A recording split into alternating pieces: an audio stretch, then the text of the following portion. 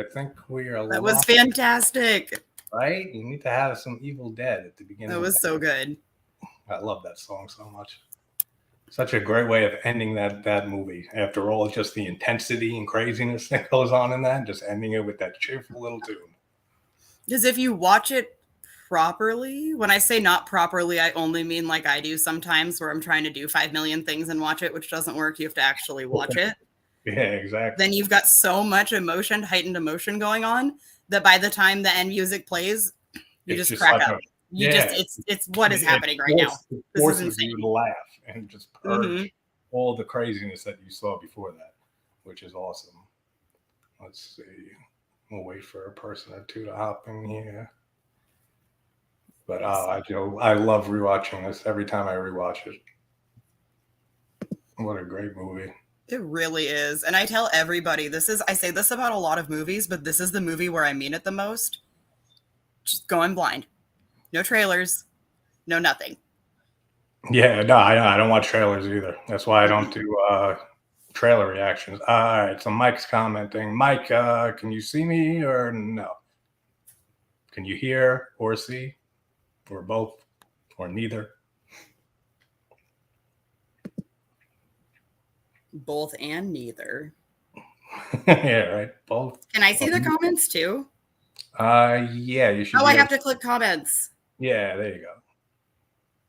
And then if you want to like highlight one, you can just click show. Oh, okay. Bring it up on the screen. That's there. Fine. And we can see and hear you. All right, good. Perfect. All right, guys, how you doing? This is my friend and subscriber, Jasmine. She's joined to talk about 2012's Cabin in the Woods, directed by Drew Goddard. And we got some good actors in here. We have Chris Hemsworth. Didn't he go on to become Thor? It's pre-Thor. I was just going to say, I'm probably wrong, but I think that was one of his last movies he did before he got cast as Thor.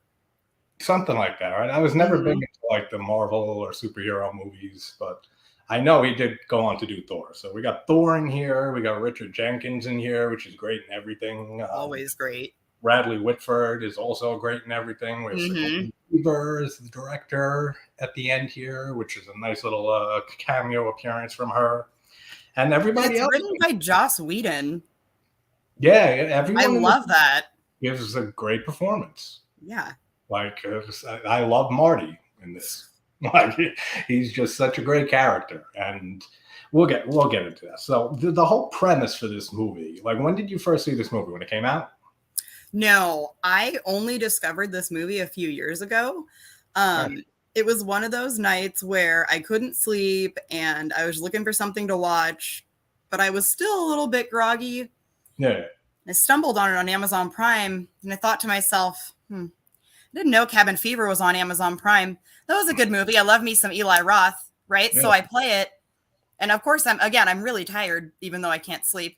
You know how it goes.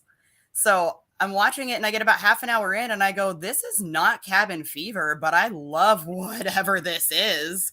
And so I went in completely blind, thankfully, because I am such a sucker for spoilers. I try to watch movies as soon as I can after they come out because I have such a hard time not clicking on avoiding them. I just want to talk to everybody about it. I know. I've gotten used to avoiding spoilers. That's why I appreciate your reviews so much, because then I can know a little bit more about the movie going into it and still not be spoiled. It's wonderful. Yeah, thank you. But that's like I learned my lesson with spoilers from, I don't know if you play video games at all, but I'm a big Dark Souls gamer and Bloodborne, all that. So Bloodborne came out in like 2015. I didn't have it was a PlayStation 4 exclusive. I ignored spoilers for that for like 2 years. Wow. Until I got a PlayStation 4 and like I knew like a few like names of like bosses and like that's it. Like anything, and that's why I don't watch trailers. That is impressive. I'm playing a video game that came out a month ago. I've already looked up spoilers.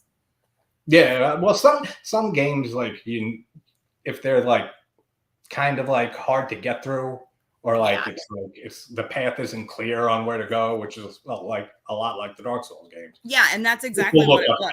And stuff all the time, like to get through that. Mm-hmm. But who else we got here? Hey, what's going on, Dave? What's going on, Mike? What's going outside the 9? How's It was, everybody yeah. doing? I think they started filming this 2009, but got released in 2012. I was reading something about it. Does anybody know why that is? I don't actually know why that is. Could they not find a distributor, or I'm not sure. It could be a bunch of reasons. That cashing or in on Hemsworth? That sounds about right. I like that reason. That sounds yeah, about right. Get that Thor exactly. money, even though he's not Thor technically.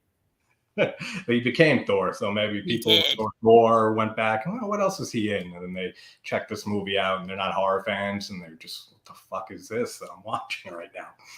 But It's just, don't and good. I've known people who aren't horror fans who have appreciated it, but honestly, all of the things you have to pause for, the whiteboard, the nuances, everything. You get so much more out of it if you're a horror Oh, yeah, fan. You really there's do. so much to on rewatches for this movie Hmm. to catch again that you didn't see the first time, and Yeah. just the whole premise for this movie when I saw this in theaters when it came out, and it was refreshing seeing a movie like this.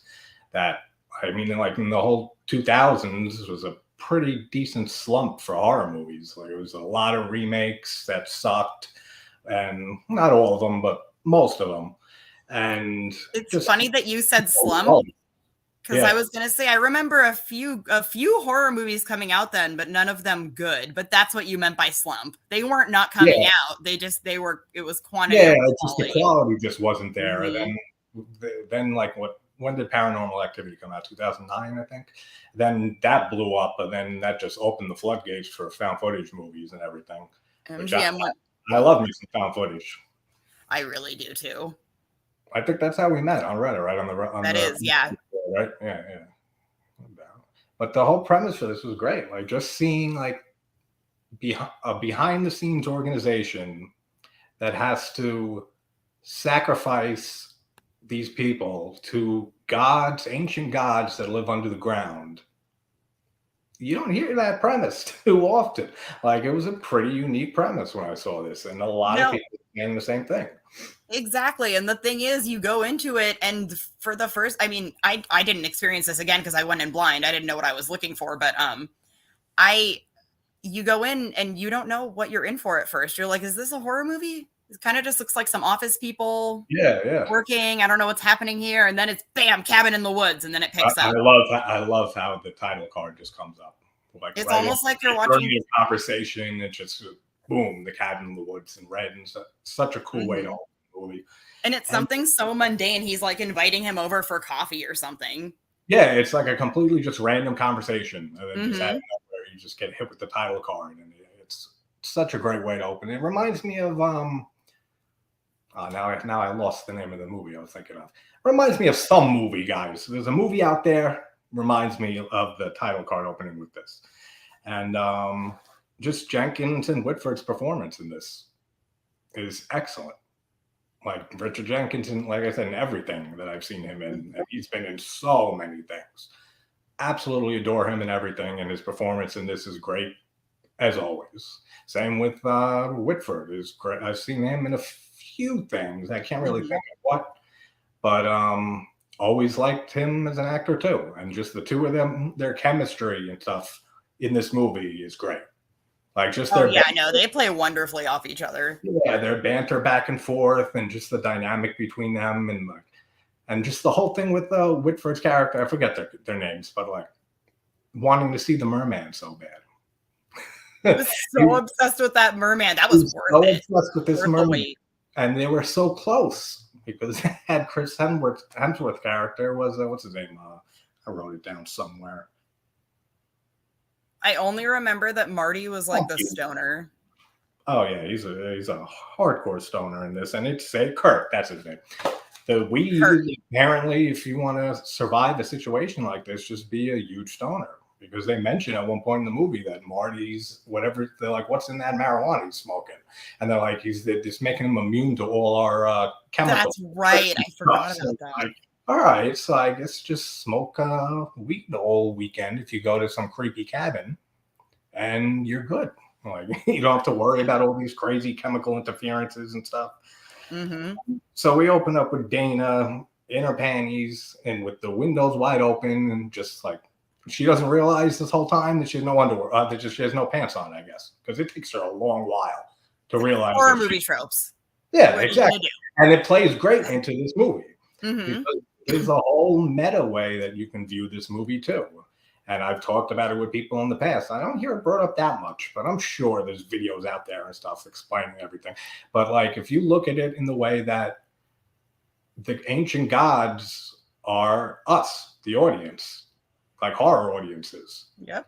and they're putting on the show, putting on a movie, basically, to satisfy the customer, which is us, to satisfy Yep. the audience. And that's why they follow those certain tropes and everything in this movie, is because that's what, like in the one scene with Jules and Kurt, when they go outside to fuck, and then they end up Patience and the rest of the Buckners. The Buckners come out. They what's his name? Jenkins' character says to Whitford and said, or to Truman, the security guard guy who just started this day, like they just hired him. You would think, like on the most important day of the year, like you'd want to like have all your people in place, not Yeah, hire you a would new think. employee like on the first day. Like it's his first day of the job, it seems like, and he's there for the most important day, like basically ever, because if it fails, the world's fucked, and that's exactly what happens. But I feel like his character, like he was kind of like a morality compass. Like he was like the moral guide on like the organization side of things. But he doesn't really do much after that. I mean, he ends up just like sacrificing himself and blows himself up later when all the monsters are free. That's basically it. Like he didn't really have too much of a role in this movie besides just saying like this isn't right and how can you guys bet on human lives and all that type of stuff. But let's see. So Dana was having an affair with her teacher, right?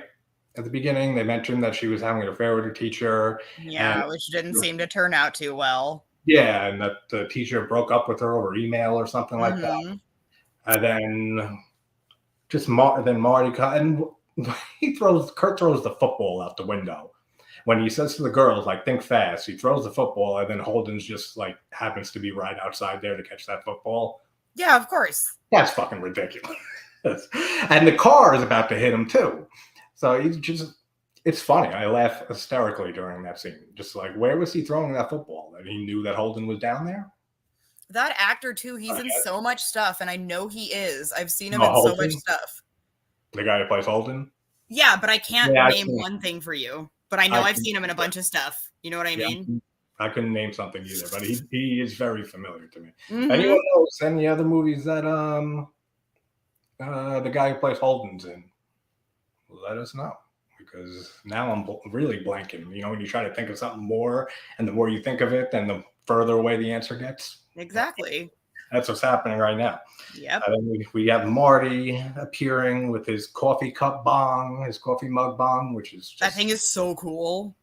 Like that is such a cool idea for like for a bong. Like, and I think they actually made like a few of them, and like some of the cast members. I've read something like that. Like they made like a handful of them for the movie, and a few people got to take them home and stuff. They should have mass produced that.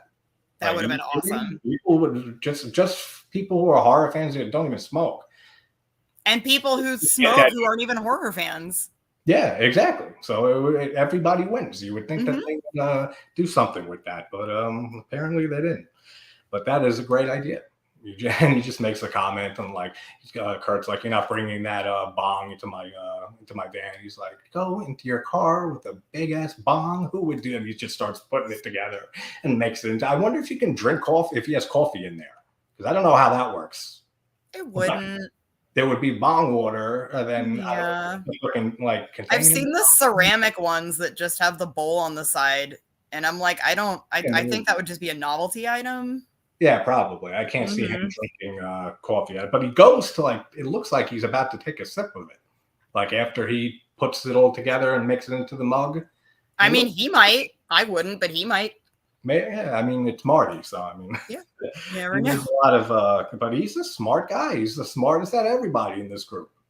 Like for being the stoner and the fool that they call him when they refer to all the stereotypes. He's the only one that's realizing anything's going wrong here, that things aren't right, that he's hearing voices of people talking, which is, you kind of give yourself away a little bit. Like that woman's talking a little loud. Like, I feel like it could have been a little more subliminal, because like Right? he's like freaking out. He's like when he's in the room and he starts hearing the like saying go for a walk, and he hears him like plain as day, and he starts freaking out and saying like who's talking? I think someone's talking, and then they're saying go for a walk, and he's like I'm gonna go for a walk. So it works. Their strategies. Some of them are a little ridiculous. But and when he finds the book too, when they find the book, he's the one who says, "Don't read the Latin." I'm screaming along with him every time. Don't read the Latin. And they go ahead and they read the Latin. Of course, they read the fucking Latin. Why wouldn't they? They always read the Latin. No one reads Latin ever, because you never know what you might summon or what might happen. And just don't read the Latin. It's good life advice. Yeah, exactly. Never read Latin ever for any reason. Ever. Just never do it.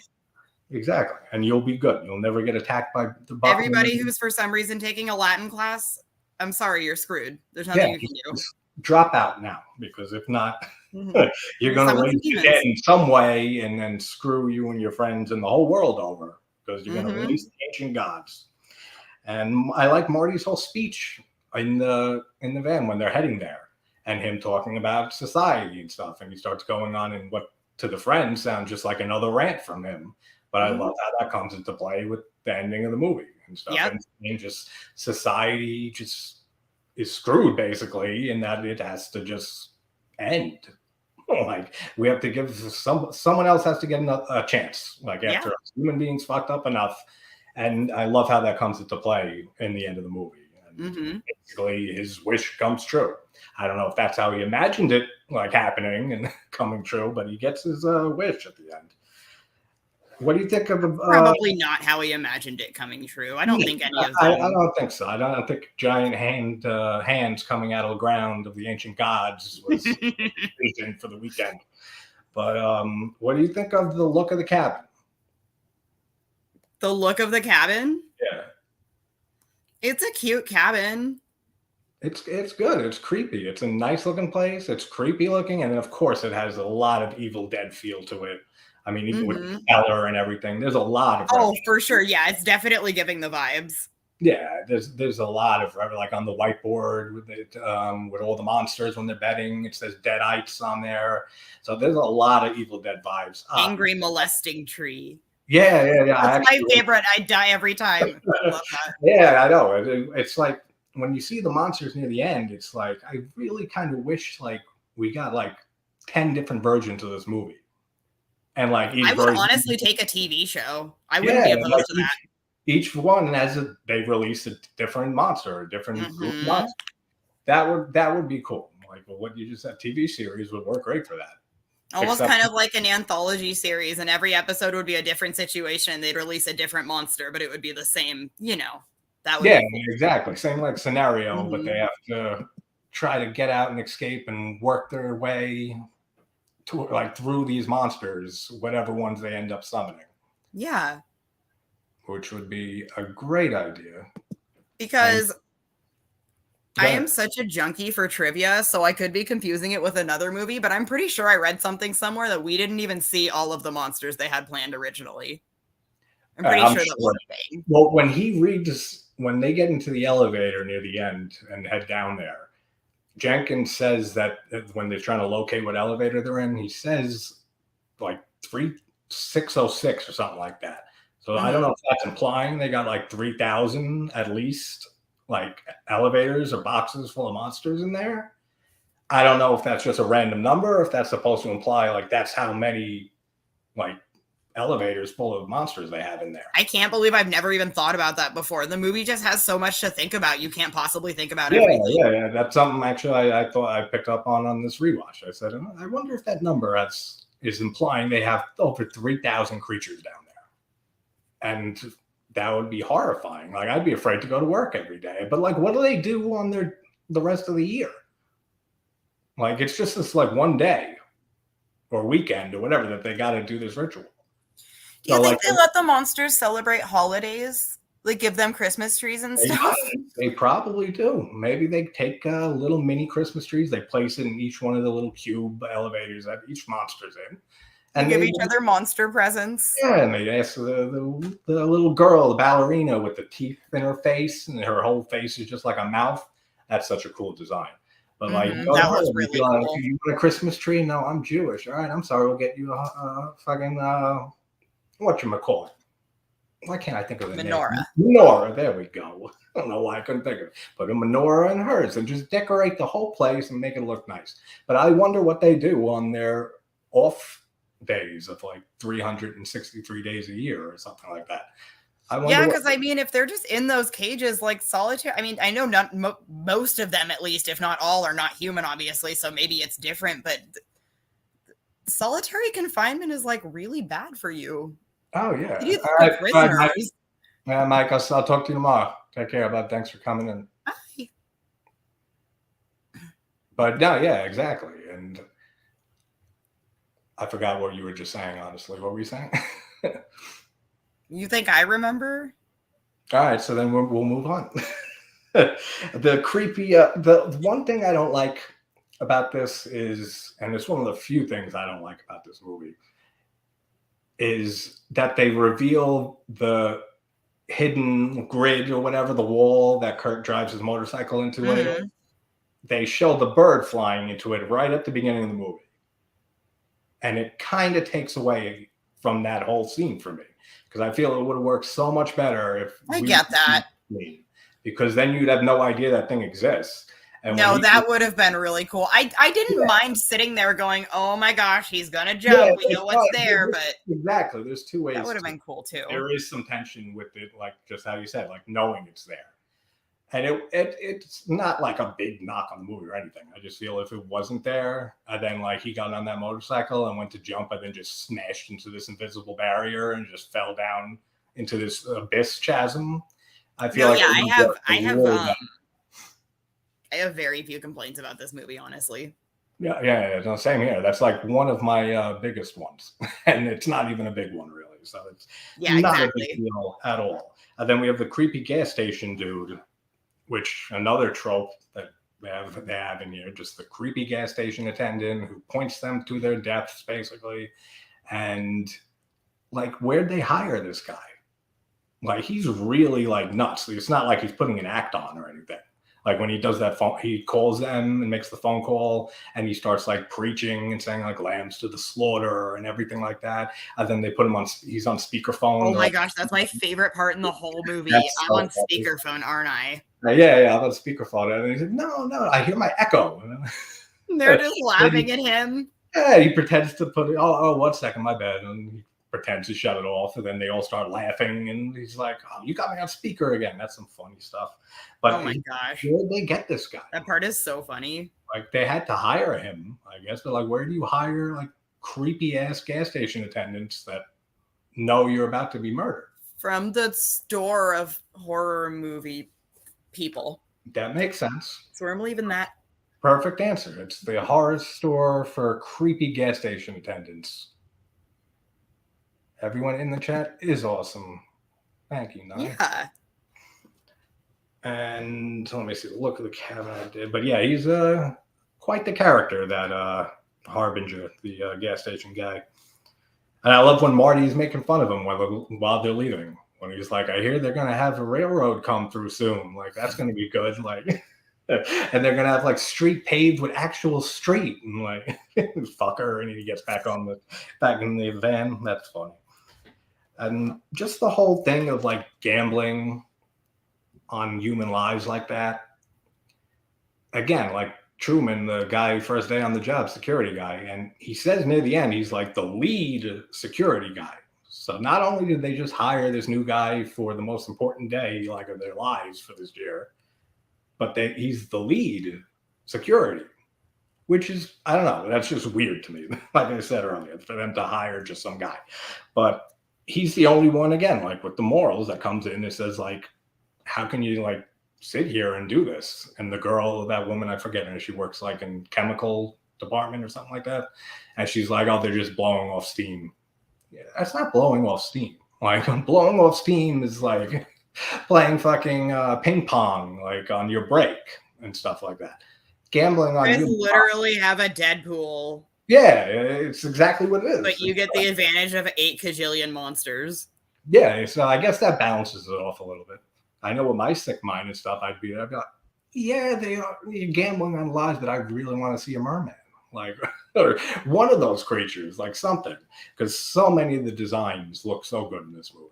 They really You did. know, I was excited about the unicorn. I love unicorns, and you never expect to see them in horror movies. no, you don't So actually. good. And which is another cool little addition with the horn stabbing the guy with his horn and everything, or his that's what they call. Is it called a horn on unicorns? Yeah, I just call it a unicorn horn. Yeah, I don't think there's a specific name for it. Could be wrong. Who knows? And Jules gets like way too into that wolf dare. Like when Marty dares her, and that's like the first dare off the bat. Like that scene is so funny. It doesn't make me uncomfortable, but I'm kind of sitting there like, oh, okay. Like it would be just like if it was a random movie and stuff, or like something completely different. It'd be so cool if that wolf just like get it, girl, just came out of the wall and just like mauled her to death, just mauled her on the spot. And then we have the cellar door blows open, which I love Marty in this because he's always the voice of reason. And always. Kurt says, yeah, it was the wind. And he's like, that makes sense. How? Like, yeah, because it doesn't. And you see the size of that door? It's like the same thing with Evil Dead when the cellar door opens up. Like, there's no wind blowing that up or anything. Like, that's. It's almost like the 2 girls, and then Chris Hemsworth are the horror movie, the people in the horror movie, and Marty is the person watching the horror movie. He's the only one making rational decisions. He's the only one who's seen a horror movie in his life. Basically. The rest of them are falling right into all the tropes. That's the way he acts. Like, he acts like the smartest one there because he is. And he notices all the weird stuff going on while they're just ignorant to it, or they're drunk or high. But I mean, he's high off his ass all day long. And that from his cool coffee cup bong. Yeah, exactly. And that made him immune to a lot of the stuff that they try to do. So I love that part. Yeah. When they mentioned the marijuana. When they figure out that it's making you immune, because that was another thing that I honestly didn't see coming, but in retrospect, it makes so much sense. Yeah, no, yeah, it does. I don't know how, like the bot's making. I can't explain it, but it does. But it does make some sort of sense in the story that they're trying to tell. I just sent you a message, John. All right, cool. I'll check it when we're done here. 9, thanks. And then he was so close to seeing the merman when Kurt had the conch shell right in his hand, and he's about to the conch shell. Yeah, and then he mentions it later. He says he had it right in his hand. He's like, and then Jenkins is like, "Oh, trust me, like the cleanup on them is horrendous." Which I highly doubt that Jenkins, like being like one of the head people there, is the one out there doing the cleanup. Like when they have a merman, like one year. So I don't know where it. I mean, I'm sure he could just like say from seeing other people do it, but he says it like he has to clean that shit up, and he ain't cleaning it up. Like they got the janitor crew or something like that goes out to clean up all the mayhem after this. He just doesn't like other people's happiness. Yeah, basically. I think that's what it might be. And then they read Patience's diary and read the Latin, which again, guys, don't read the Latin ever. Because never read the Latin. You will ruin the world. She's great too, that actress. She played like a creepy little girl in Silent Hill. Yeah, she was in Silent Hill, and she was in Case 39, which I didn't know that she played Patience in this until I just recently rewatched and did a video for Case 39. When I was, after the movie ended, I was reading up on it a little bit. I was like, she plays Patience Buckner in Cabin in the Woods. I said, I never knew that. I mean, you can't really tell because of all the makeup and stuff, but I was surprised when I found that out. I was like, oh, well, she was in Silent Hill, then she was in this, and she's been in a few things, actually. Like, she's done some good stuff after Case 39. Because she was young. She was pretty young in that movie. She was, yeah. Then we see the betting board, and these are just some of the ones I wrote down. Reptilius. I want to know what a reptilius is. I don't know what it is, but I would love to know what a reptilius is. And then there's witches and sexy witches. Very different, very important distinction. It is a good distinction, but like, what if everyone has different tastes? What if I wanted to fuck the ugly witch? Then I find that one sexy. Then that means the I guess regular that's a good point. It's subjective. sexy You could to get me. which one is which wrong purely based on your own personal Yeah, taste. so like, who judges the sexiness of these witches? Like, that's what I want to know, to distinguish them into two different camps. Because that woman comes up and she says, like, it's not fair, I picked zombies. He's like, you did pick zombies. You didn't pick the redneck family of zombies, though. You didn't pick the Hold on zombie 1 second, I'm about to get interrupted. family or whatever it is. He's like, so two different species instead. So apparently, so are witches and sexy witches are two different species that depend on your personal taste, I guess. And then angry molesting Hold tree. on 1 second, I'm about to.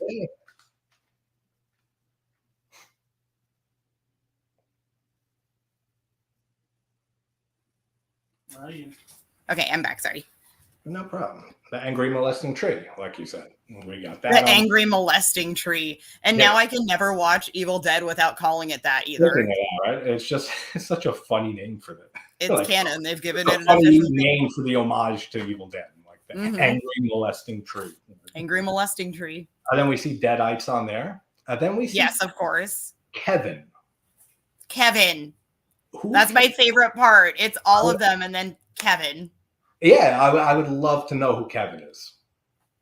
I guess I would love if Kevin was the most dangerous of them all. He probably is. Well, that's probably what it is. They say, like, it's like cannot speak his name. Like, no one says exactly Kevin in offices.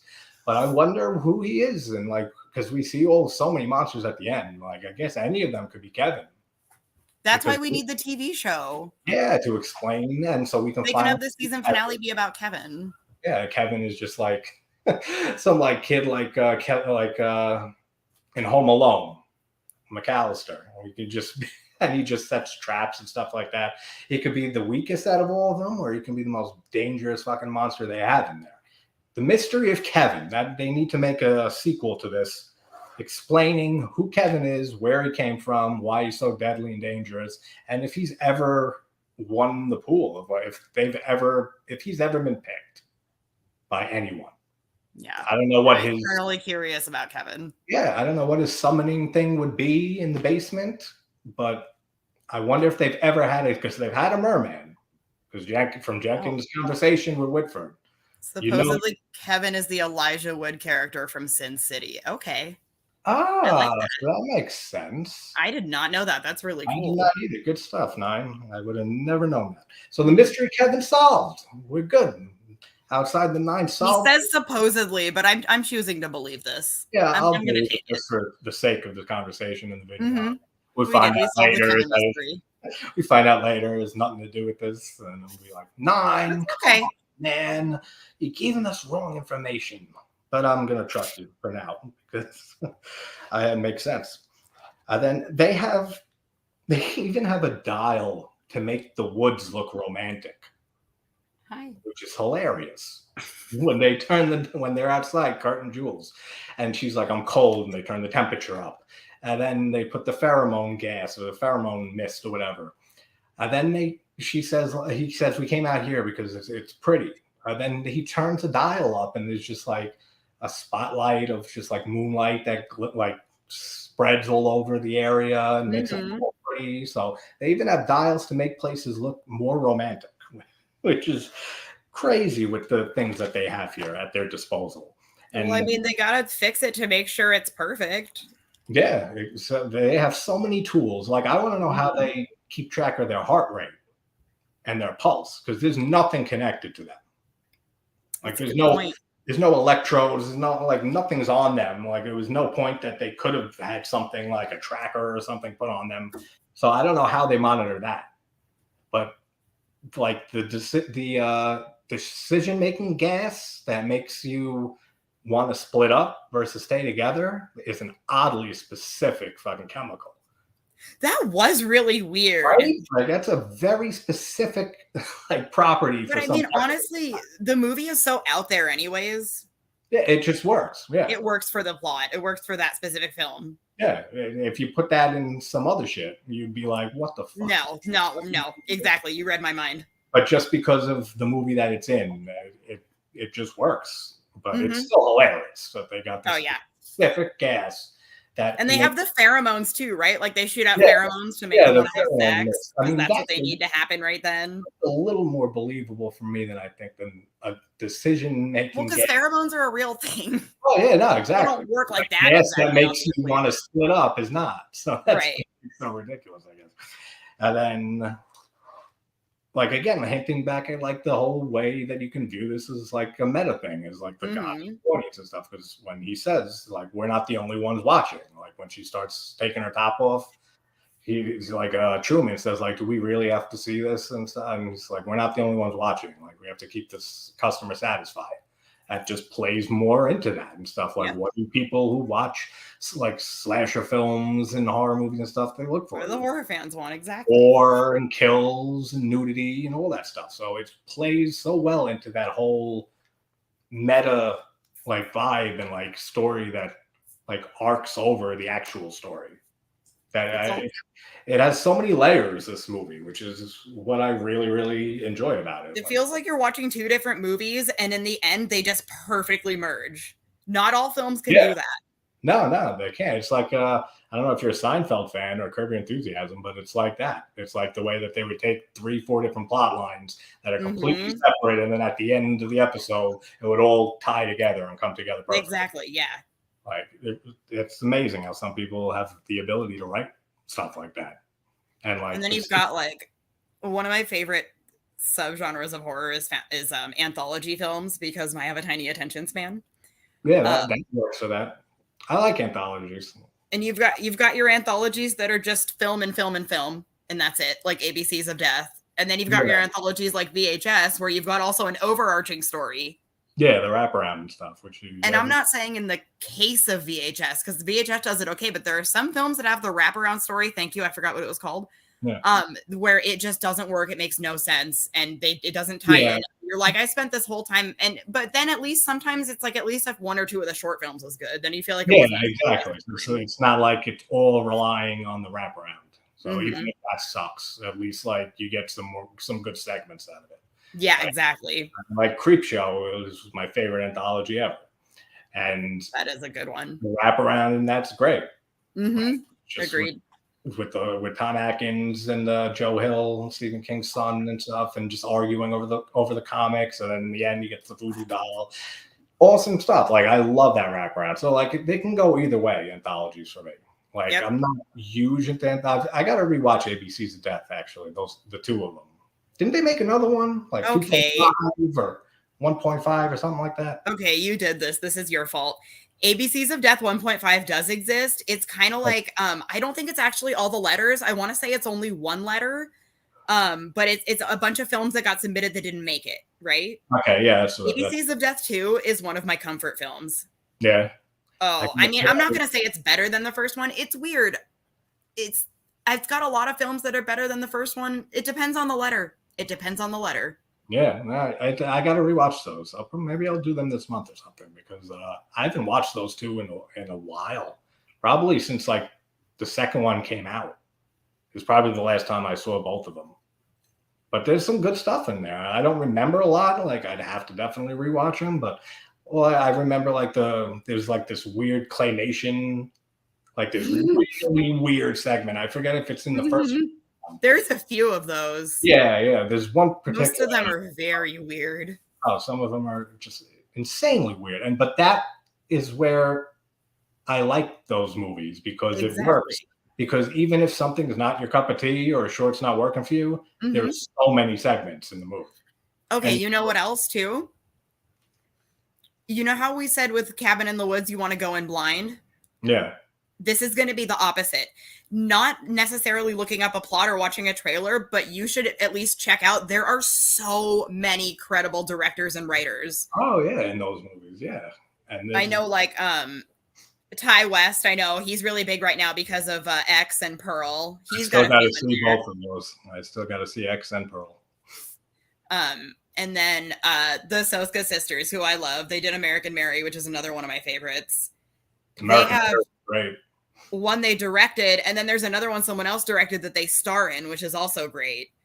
And those are the only two I can think of off the top of my head. But there, if you look at the list of directors, you'll see quite a few familiar names. It's so good.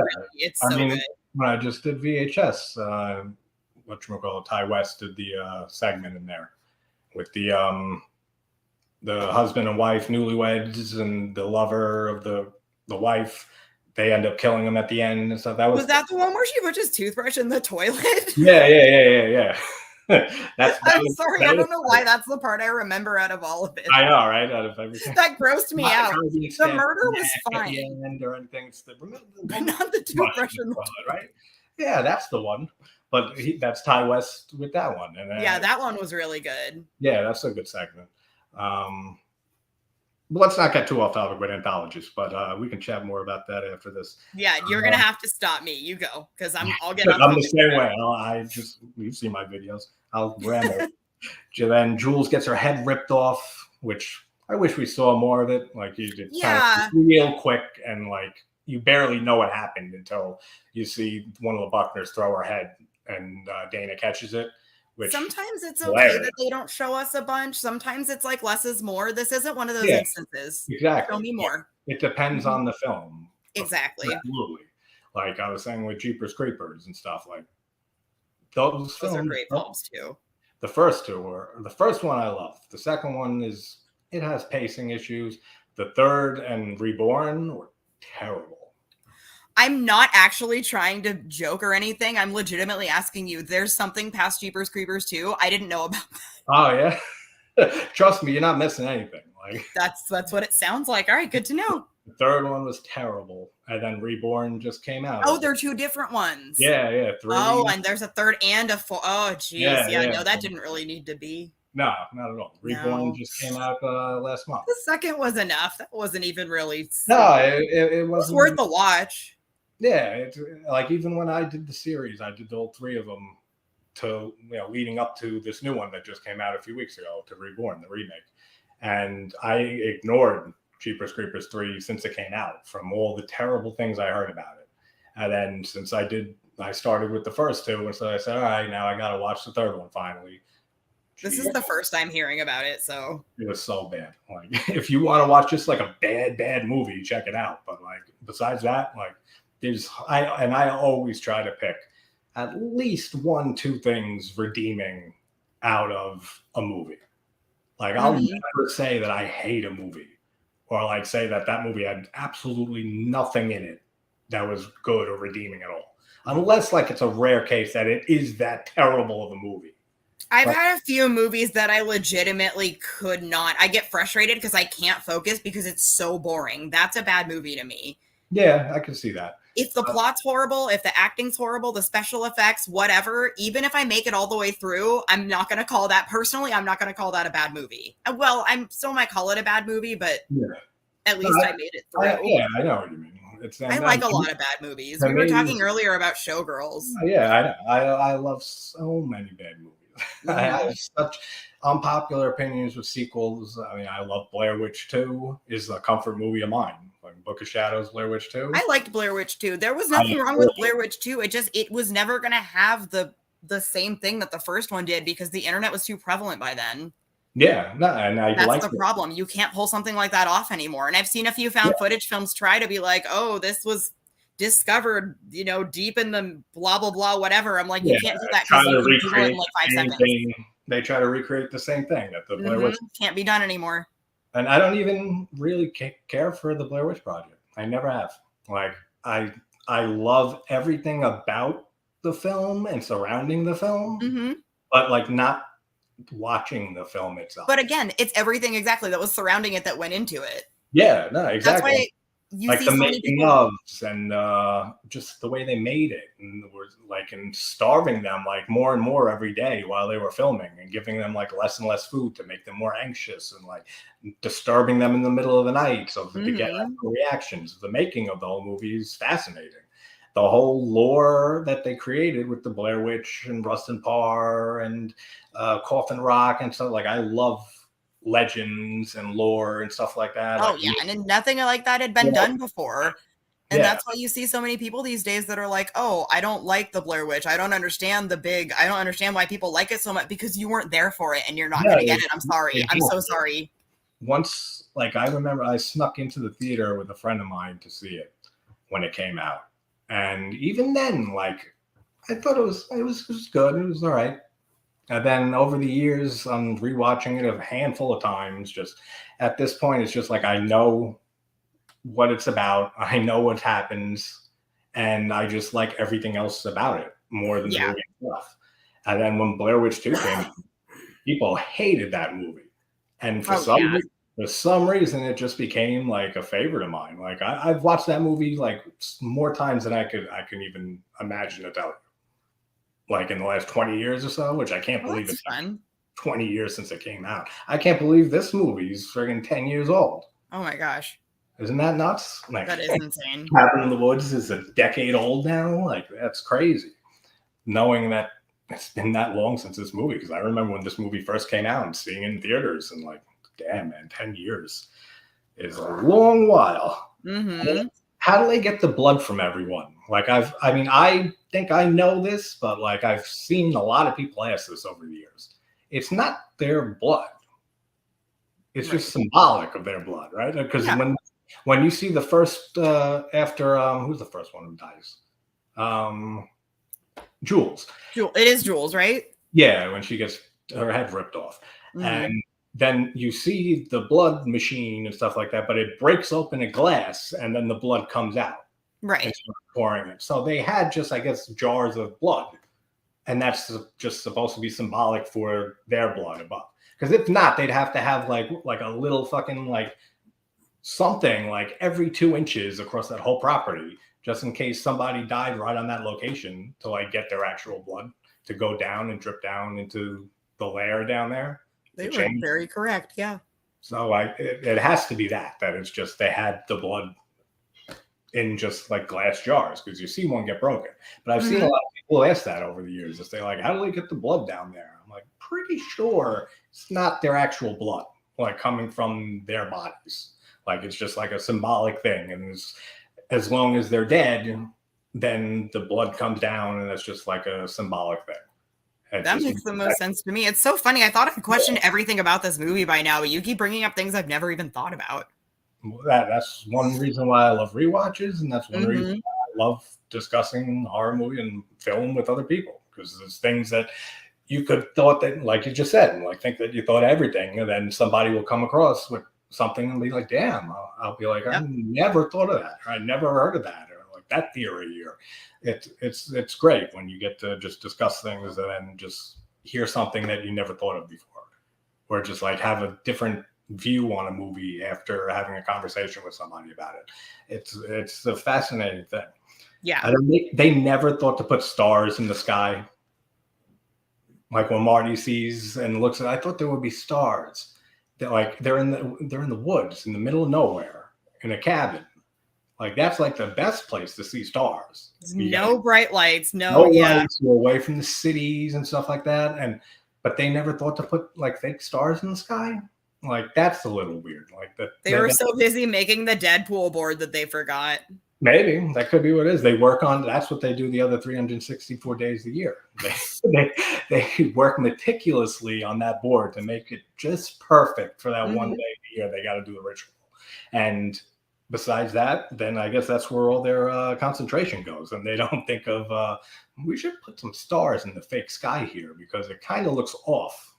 But I noticed that every time I watch this, I'm like, he's right. Like, why aren't there stars in the sky? You think that's, if you're making this a contained area, that like this ritual has to go down in that area, you'd think you'd want to at least make it look like like naturally, like just like the trees and the bushes and the grass and the sky. Those are like the big important things here, and no stars.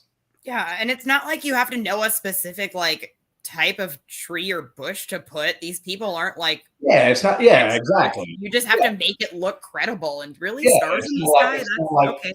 There's botanists and shit, and they're going around being like, wait a minute, this plant this is not native to this area. Yeah, it's like get out of here. Like so that's a good point. But stars are like That's Everyone kind of knows, a big everyone oversight, knows what a star looks like, and everyone knows there's supposed to be a bunch of them in the sky at night.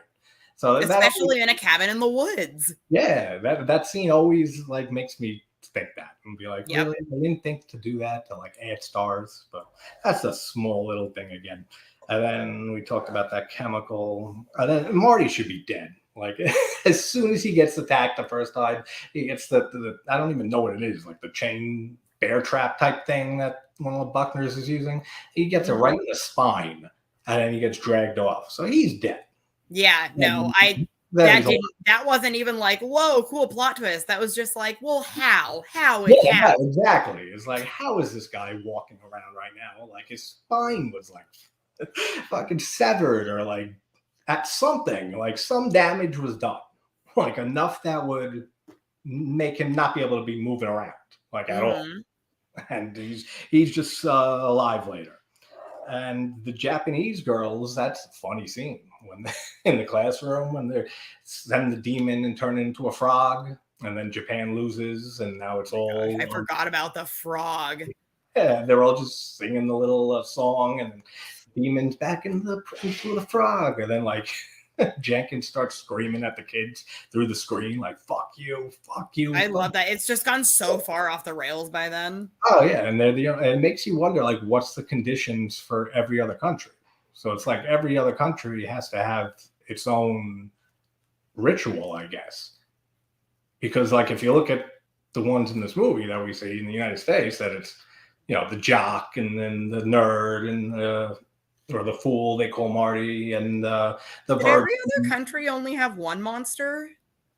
Or is it just that, is it implied that we only saw one of their monsters? Because I feel like I think it's implied we just see one of them. Okay. Or they must have picked it somehow too. I don't know, honestly. It's a good question, because that's what I'm saying. Is like, that's not really fair. Because you can't like put the same rules that we have in the United States in this situation because of having those stereotypes that are in horror movies. But then you go to translate that to Japan, like I'm sure out of those group of schoolgirls, they don't have them like categorized into the nerd, the slut, the jock.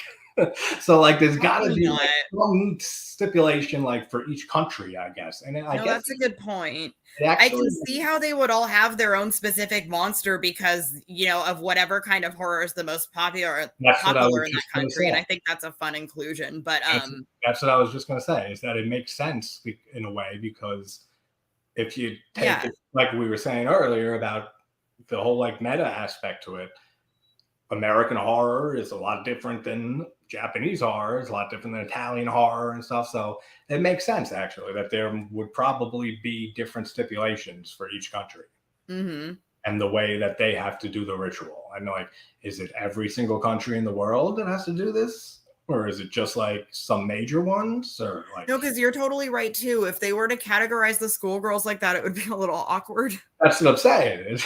So it can't be that. But then when you look at it like that, it's like that's more of an American horror trope of those stereotypical, teenagers and some young adults that get murdered in all those slasher movies and horror movies. That's more of like an American horror thing compared to Japanese horror. And it makes sense that they're dealing with like a demon or a spirit and stuff, because a lot of Japanese horror is paranormal like that and deals with possession and like The Ring and Ringu, the original, and The Grudge. And I've never got big into Japanese horror, honestly.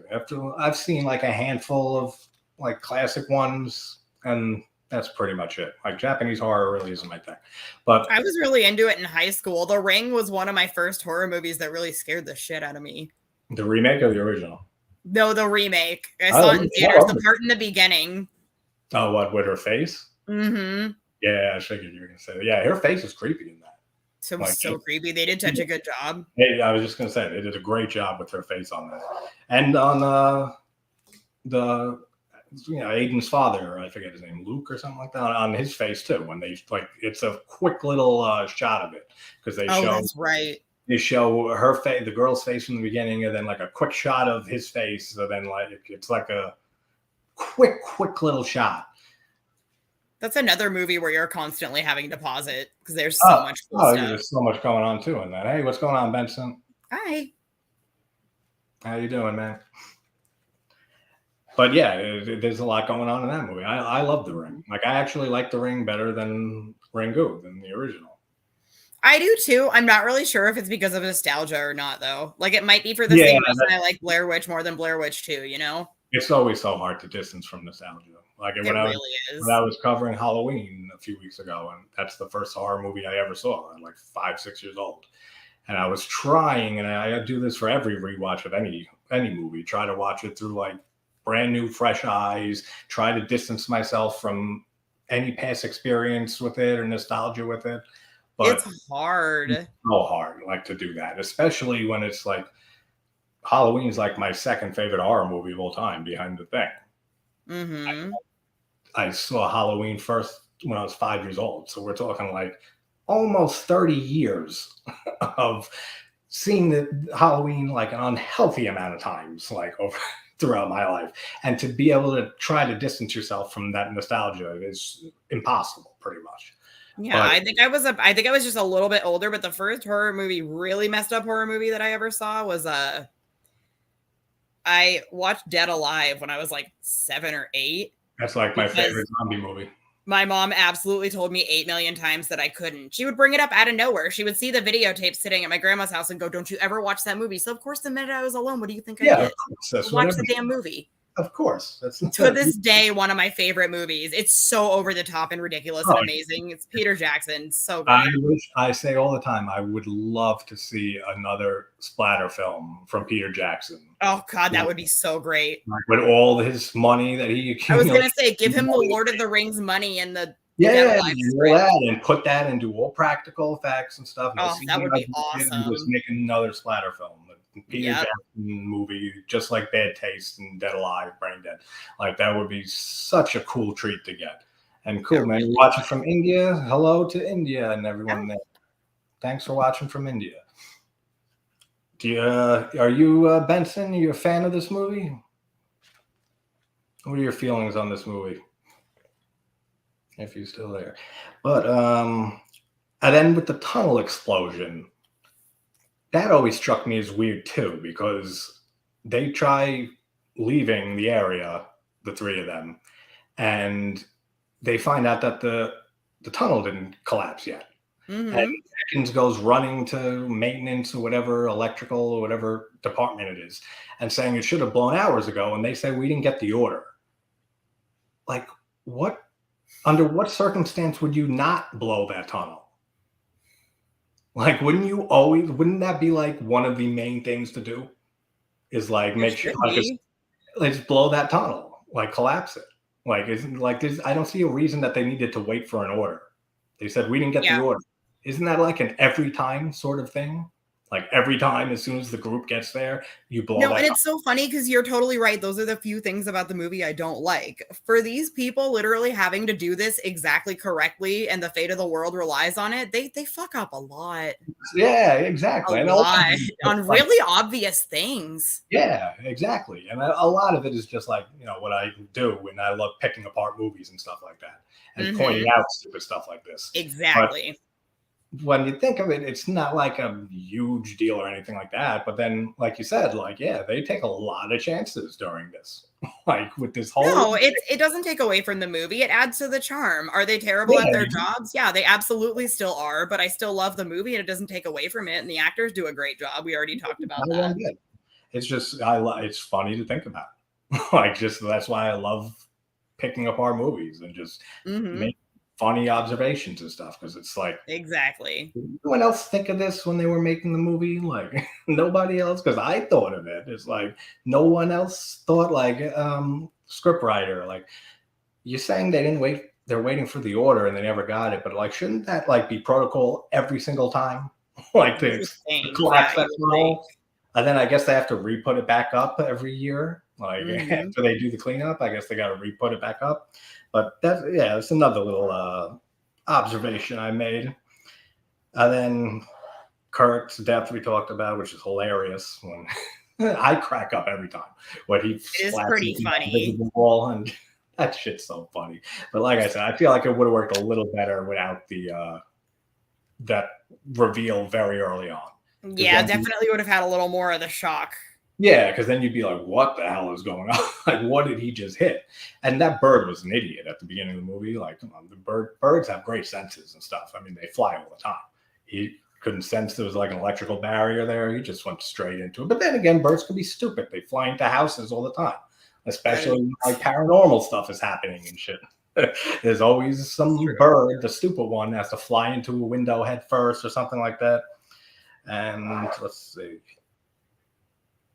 And then Holden gets stabbed through the neck while they're driving, and one of the Buckners is in the back. He must have been waiting there a long while, like waiting for that moment to like kill Holden, because they drove a decent amount of way from the cabin to that tunnel, and then they had to do the whole motorcycle jump, which he failed miserably at doing. And then they get back in the van and they start driving back towards the cabin. And then he gets killed there. So the zombie had to be in there for like that whole time. Because I don't buy it for a second that he walked from the cabin to where they drove to. No, he had a stack of books. He was chilling.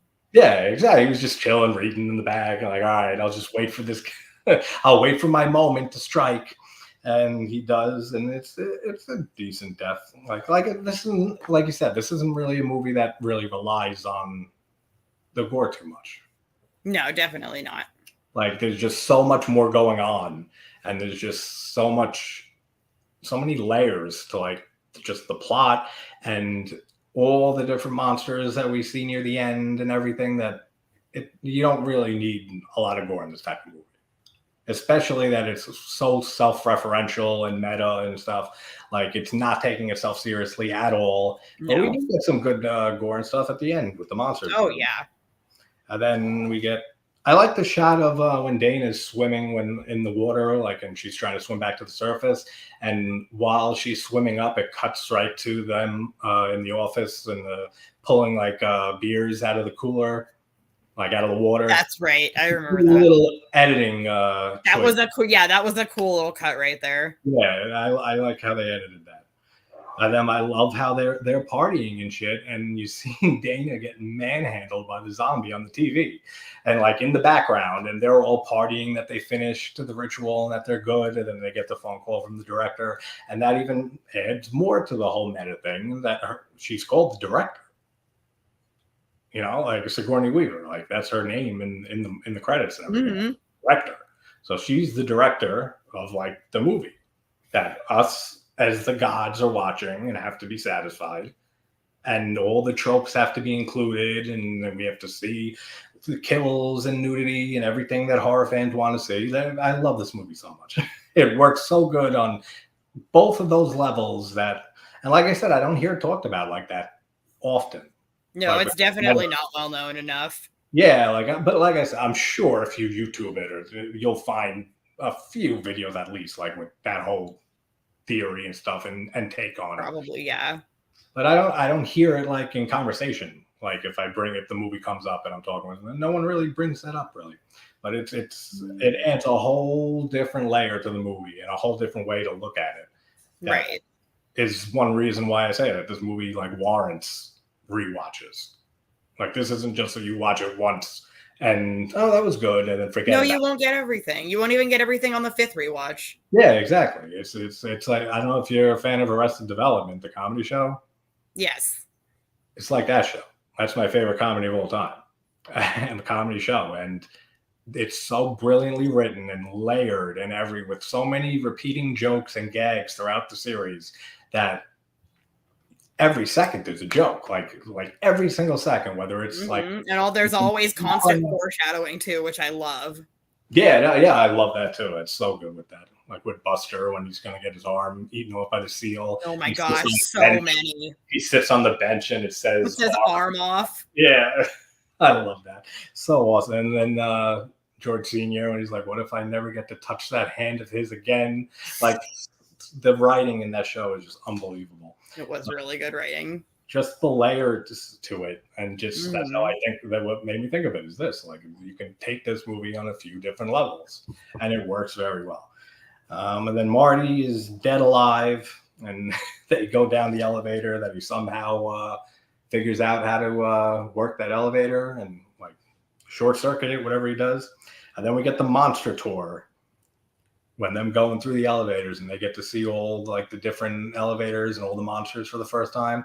That's such a cool scene. That's the coolest. Oh my gosh. That's the one where you literally just pause and click through one at a time. Yeah, and you're just going through, and that whole shot, the whole pan back shot of hanging on the glass, and then you see all of them, and like just seems like a very complicated elevator system, though. Like I don't know how any of that works. Like how they pick them. I guess they just hit the number that elevator box is, and it just somehow gets taken to the elevator. Because they're all moving all over the place and different angles, different levels. So it seems like a very like convoluted way to store these pictures. I would not want to get in the elevator if I didn't know where it was going. Yeah, exactly. Terrifying. But I guess it is better having them in. It looks like just like dead space, like nothing, like they're just pitch blackness. So I guess it's better just having them like in like fucking cages, basically in like a void. Than having them stored somewhere else, I guess. So it makes sense. But I love that that's such a great shot when the pan's back and you see all of them. And then we have the one that looks like the Cenobite from Hellraiser with the little puzzle box. This time it's like a ball that he's using. And one of them in the basement was messing around with. I think Kurt was before he picked the conch shell up. And it looks just like one of the Cenobites from Hellraiser. Are you a Hellraiser fan? Or? Yes. I like the first two. I never got big into the series. No. Yeah, the first two were where it's at, basically. But I do know a lot of people who love the whole series, that are hardcore Hellraiser fans. Hey, what's up, Chris? You know why? I get that. You know why? The director was a writer for Buffy the Vampire Slayer. Yeah, I get that. When I figured out that it was a Joss Whedon horror film, I said to myself, that makes sense. That makes a lot of sense. It's totally his style of humor. Yeah, no, exactly. And he's written for a few things, the director here, before he started directing. Because this was his, I'm pretty sure this was his directorial debut. And, but he wrote for Buffy the Vampire Slayer. He wrote for Alias. Firefly. He wrote for a decent amount of shows. Yeah. So it definitely, that's funny that you just mentioned that, Chris, because you can see that absolutely. Like just the style of the movie and certain aspects of it for sure. Then the pan back, got that. Being a pothead could save your life. We talked about that. And that's literally the note. Being a pothead could save your life. I want that on a bumper sticker for my car. Yeah, right. Being a pothead will save your life from ancient gods. Sell that as a bumper sticker. Ask me how. No, because I don't want to talk to people. Yeah, exactly. But that'd be a good bumper sticker there. And then we have one of my favorite scenes of that decade, of the 2010s, when they just purged the elevators. Oh my gosh. And just it's monster time. And they just come out of everywhere. Let them loose. That's so good. And blood is just fucking everywhere. And just what a chaos. That is such a great scene. It's one of my favorite scenes of the 2010s, like by far. It's so great. It really is such a great scene. And then it makes me go the other way and think, why do they have a purge button for all the monsters? Like, under what circumstance would you need to release all the monsters? These are the same people who didn't put stars in the sky. I don't think they're really that intelligent when it comes to these things. That's a very good point. That makes sense. These are the same people. So I guess they're not the brightest people to be running this operation. Like, you'd think, like, if this was an actual scenario, they would be vetting, like, organizations left and right and being like, all right, we're putting all our faith in you. Like, the faith in humanity is in your hands. And these people don't know to explode a cave on time or to put stars in the sky and put an actual purge button to release. Yeah, but definitely release all monsters button is necessary. Yes. Yeah, it has to be. For what reason? Probably none ever, but why not? It's there now. And it makes for one of the best scenes of that decade. So I give it a pass just for that. That's what it is. They did it for us. It's for the fans. Yeah, it's because they love their fans. They love the horror fans, and we love them too because this movie's amazing. And the whole last 20 minutes is just an all-out, free-for-all hell of a time. Oh, yeah. all the monsters you see everywhere and just annihilating everybody and just like it's amazing. Like the last 20 minutes of this movie is just a blast. The Merman. Like every single time that I rewatch this, the whole movie, excuse me, but especially the last 20 minutes is just every single time. As soon as those monsters get released, it's like, this is fucking fun. Like, I don't know how Is the part where the merman kills the dude in that scene, or is it before?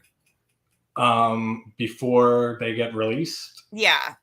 Is after. It is after, right? Yeah. Because it's when the merman gets released. That was so cool. I know, right? And he comes up and he's like, you gotta be kidding me, or something like that. And then I love the blood that shoots out of his like blowhole. I had no idea. I was like, so how are they going to make the mermaid murderous? Unicorn stabbing a dude with a horn was a giveaway. Of course. That's obvious. Yeah. But I was like, how are they going to make the merman murderous? The blood out the blowhole. That's so cool. I love that. That's such a good idea. Just that, like if you had like a killer dolphin, like same thing. Exactly. Like, dolphin ripping your face apart and then just his blowhole just sprays blood out of it. Oh, they will too. Dolphins are brutal. Oh yeah. They can be very territorial and offensive if they need to be. I love dolphins. Actually, dolphins are very, very awesome. They're beautiful. And then I don't know how Patience got down there. Like, because Marty had to like rig the whole elevator. Like, remember he had to like short circuit it or something? Yeah, they don't really ever explain that, do they? Yeah, they never explain how Patience gets down there. She just comes out of the elevator, but I don't know how she got down there, how the elevator worked, unless she knows how to work and like override the system. I mean, who knows how long she's been around since like 1903 is what is in her diary. I'm pretty sure is like 1903. Special ghost powers. That's what you got to chalk it up to. Especially that's what I do. That's what I do whenever there's a technical issue on my channel. I mean, ghost powers. What are you gonna do? My camera might stutter for a few seconds or something like that. Ghosts. It's especially effective if I'm doing a movie that involves paranormal shit, because then it's like, yeah, I just watched the movie and now the demon's out to get my fucking content. Like, I can think of anything like that just off the split second. If something goes wrong, that's what you get for talking about the movie in the first place. They're like, why are you talking about us? Yeah, exactly. It starts like, I'm going to distort your face and shit, so that word but that I do that all the time. Like anytime there's like some sort of like, and it doesn't happen often, but anytime there's like a small graphical issue or something, ghosts or fucking a terrible movie I just watched and deleted off my laptop, like something like that. They're out to get me, sabotage, move on, and that's it. Really, the most logical explanation. It is. I mean, I can't think of any other reason my camera would stutter every now and then, except for ghosts. None. Not one. Not one bit, right? That's what I thought. Then Truman blows himself apart. I had to like turn the page for that. Like he blows himself apart with the grenade and like all the zombies that are eating at him, which again, like I feel like he's just a waste of a character. Like he didn't do anything really except be the moral compass for the office, which none of them is hearing it because they all have worked there for who knows how long and they're all used to this and desensitized to it. So like all the objections that he makes doesn't really matter anyway. Then I thought the first time I saw it that they would do something with him near the end, that he would like play some sort of role, but he gets eaten by zombies and he just blows them all up and stuff in the same room with Jenkins and Whitford and the girl and from whatever department she's from in the same room. So like they're there and they saw him explode himself and then they just carry on with the movie. So he really had like no role in this movie at all, which he didn't really need a security guard role anyway for this movie to be as great as it is. Then Merman, and we meet Sigourney Weaver as the director. I love when she says and she starts explaining the ritual and she starts explaining. She's wonderful in everything she does. I know, yeah, which is why it was great seeing her in this. Like when I saw this. I don't watch trailers and stuff, so I hadn't or read up on things. I had no idea that she was going to show up at the end of this. I was exactly. Oh, Sigourney Weaver, and like good to see her. And like she kicks Marty's ass for a bit, man. Like she gets like the upper hand a few times. The struggle that they're doing, Maybe it's because his severed spine came back into play, like at the end. Like he's fine for like the middle of the movie, and then right near the end there, his spine just gave out finally from getting attacked at the beginning. Maybe it's a delayed reaction from a bear trap. Yeah, exactly. Like an hour delay or so. Yeah, it happens. And it gives her the upper hand for a little bit. And I love when she says like the fool, and then she goes, and the virgin, and then like Dana's like, virgin. And she's like, we work with what we got. Like, but then again, it's like you have all of the United States. You couldn't find a virgin. You couldn't find a virgin anywhere. Like, really? Like, and you're telling me that you have to be this exact and specific about everything else in the ritual, but you can just get a non-virgin and it's fine? Yeah, exactly. Like at the end, and they make a point of saying it, that like the whole final girl trope and stuff. I'm just saying that she just has to suffer. Her fate is, it could go either way. She can die or she can survive. But if she's not meeting the criteria in the first place, like I don't know how that factors in if she's not even a virgin to meet that. They should have used their weird decision-making stuff to make the girl befriend another virgin. I don't know. Yeah, they're just saying. I'm not writing the movie, but yeah. Rent a virgin. Call 1-800. Rent a virgin. Yeah, we need a virgin for this weekend party. And then it just turns out being this crazy ritual. There's probably something like that already. I'm sure there is. I don't think it's nowadays. Anything you can think of nowadays, pretty much, there's something. Like, it's already there. Like it exists for the most part. Then Dana looks like she's really about to shoot Marty. Like when she's saying like you can either die with humanity or you can just kill Marty. And she looks like she's really about to shoot him for a second. My girl thought about it for a minute. Yeah, she didn't make a hasty decision. She thought about it. Yeah, like she was like, "I'm sorry, Marty." And then the werewolf comes up and bites her on the fucking neck and her jugular. So she's dead. Like she should be dead too at that point.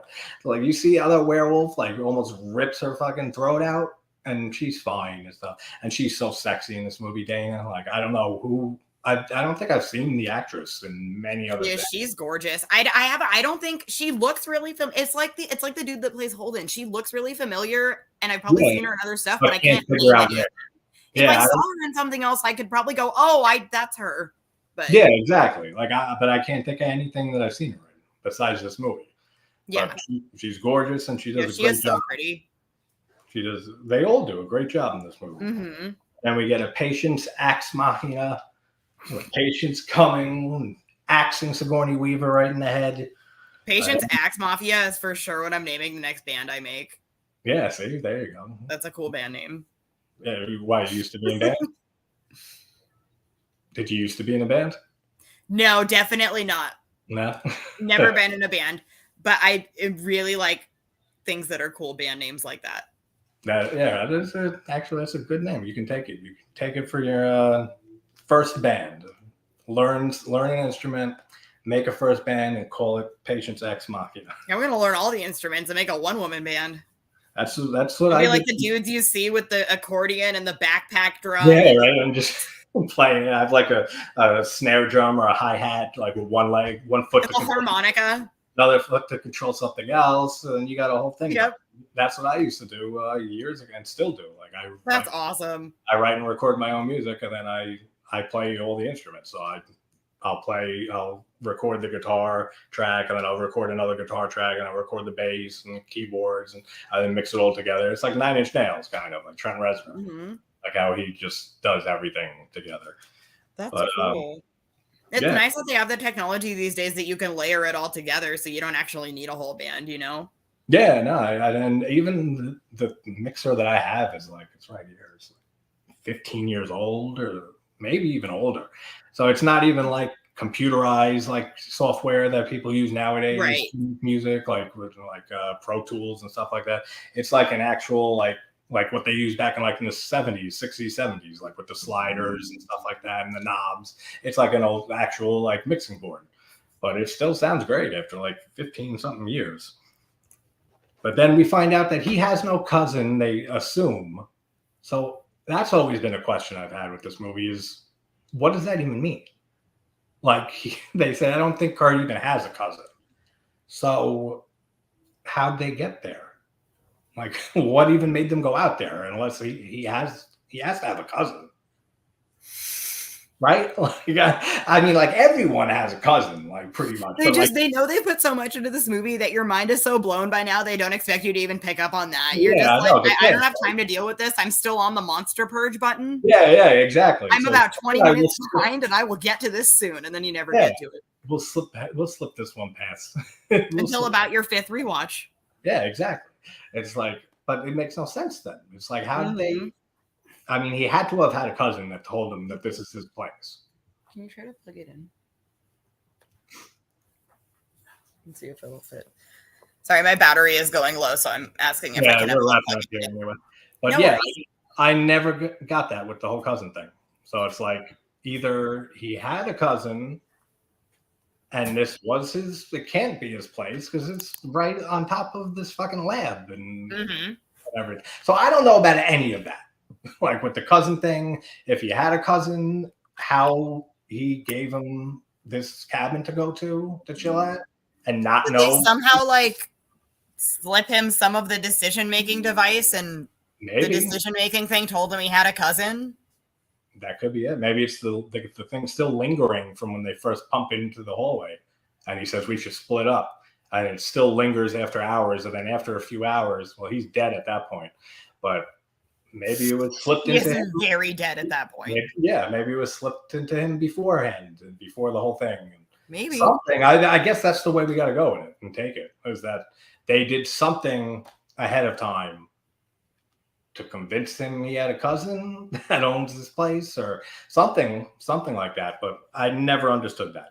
Then their whole little banter, like we were saying before we hopped on at the end, where just them smoking a joint and just front row tickets to the end of the world. it's the best. It's the biggest fuck it. Yeah, basically. And he's like, I'm sorry. I almost let you get eaten by a werewolf. And she's like, I'm sorry. I almost shot you. And he's like, oh, no.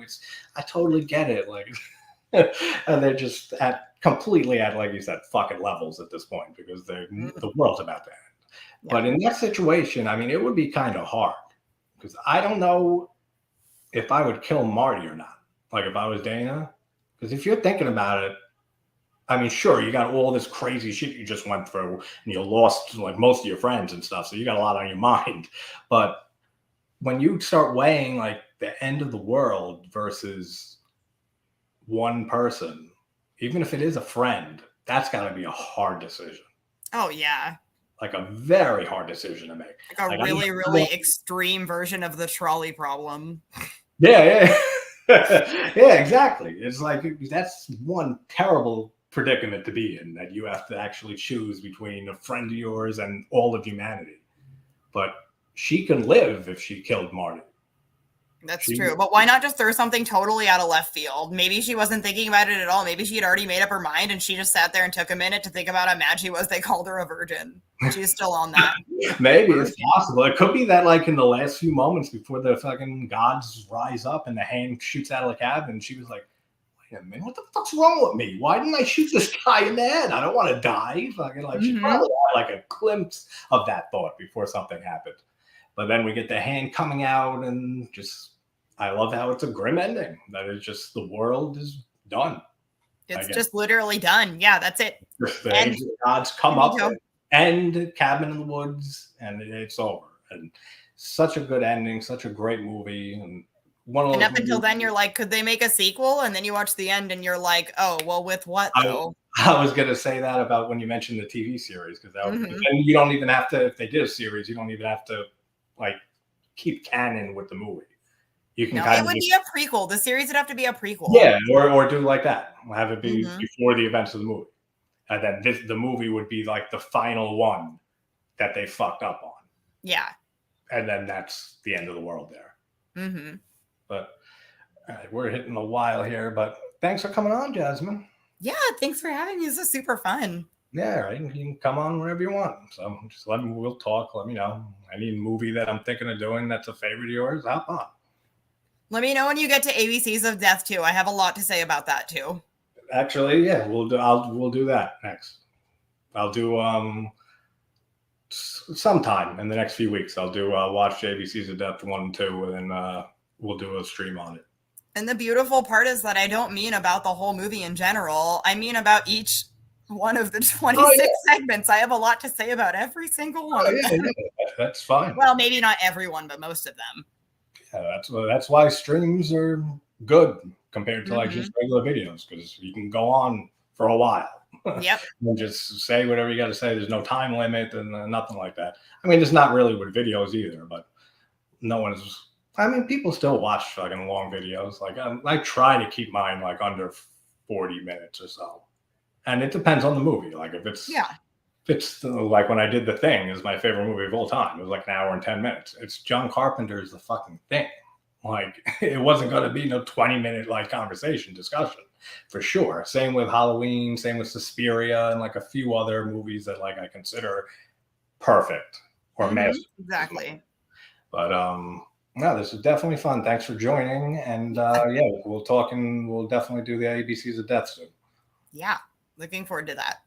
Awesome. I'm gonna play my little exit Evil Dead jingle. I don't know who's still here. Bye, people. Take care, guys. And whoever watches this in the future, take care to you guys too. All right, Jasmine. I'll see you. I'll talk to you later. See you later. Bye. Bye.